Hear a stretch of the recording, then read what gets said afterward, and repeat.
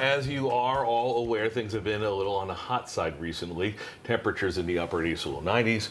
Today we want to talk about the dangers of heat-related illnesses and, importantly, what to look for before you get one. I want you to say hi to Dr. Julie Nolan. She joins us from Sacred Heart University to talk about this. Nice to have you aboard. Thank you for having me. And I would imagine this has been a big topic in your office because, and we know it's July, Sure. But it seems like every year this comes up.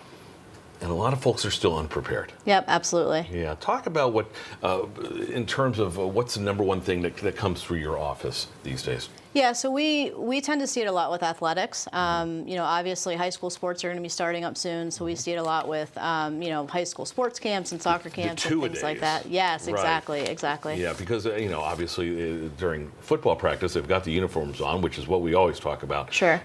Folks, the first responders, they've got the extra stuff on, which just adds to that body heat. Heard a lot of definitions. Jason Aldean was in the news over the weekend suffering heat exhaustion. Correct. From being on stage after golfing all day. It was a little too much. We've heard heat exhaustion get thrown around, heat stroke get thrown around. What are the differences? Yeah, so big differences. So what he likely suffered was heat exhaustion, and this is really just the body's inability to continue exercising in the heat. So it has to do with your heart's inability to effectively pump blood to the rest of the body. It has to do with ineffective sweating mechanisms and things like that, and really just the inability to continue what you're doing. You've got a Ph.D. from UConn. Yes. So it's safe to say you know what you're talking about. When you're dealing with the athletic programs at Sacred Heart or anywhere else, are there signs that you talk about, that you show players or people what they should be looking for when they're going to be out in excessive heat? Sure. So heat exhaustion, some of the common things that you're going to look for is severe headache, nausea, vomiting, dizziness, things like that. And again, just feeling overly exhausted. Yeah. Heat stroke, on the other hand, it's a completely different condition. It's much more rare, much more life-threatening. Absolutely. And again, we still unfortunately hear about it, especially in the summer months with high school and college conditioning sessions and preseason practices and things like that.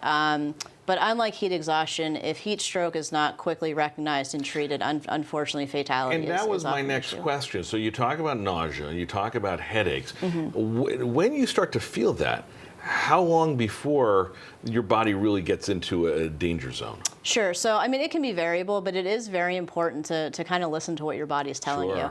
As you mentioned, it was reported that he was golfing, all day in the heat prior to doing the concert, and certainly was probably experiencing some of those symptoms. And he said he was day. dehydrated. Sure, too. and that's a big component as well. So, from a prevention standpoint, making sure that you're properly hydrated prior to doing whatever activity it is that you're doing, and then maintaining that proper hydration throughout the activity is important as well. As we mentioned, Dr. Nolan deals with athletics primarily in terms of the players, especially getting ready for the fall. Is there anything that you can do to condition yourself to maybe stave it off? We know that it's going to be hot. We know it's going to be humid.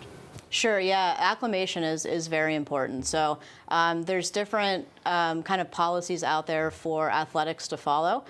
So that includes both athletic acclimation as well as heat acclimation. And then whenever those sports camps begin, there's also different policies you have to follow with respect to how long the practice sessions can be, how much equipment can be worn in the event of football, and things like that. And even if you're not playing sports, you need to be careful. And as the doctor said, listen to your body. Julie Nolan, thank you for coming in. Thank you for having me. We appreciate it. We'll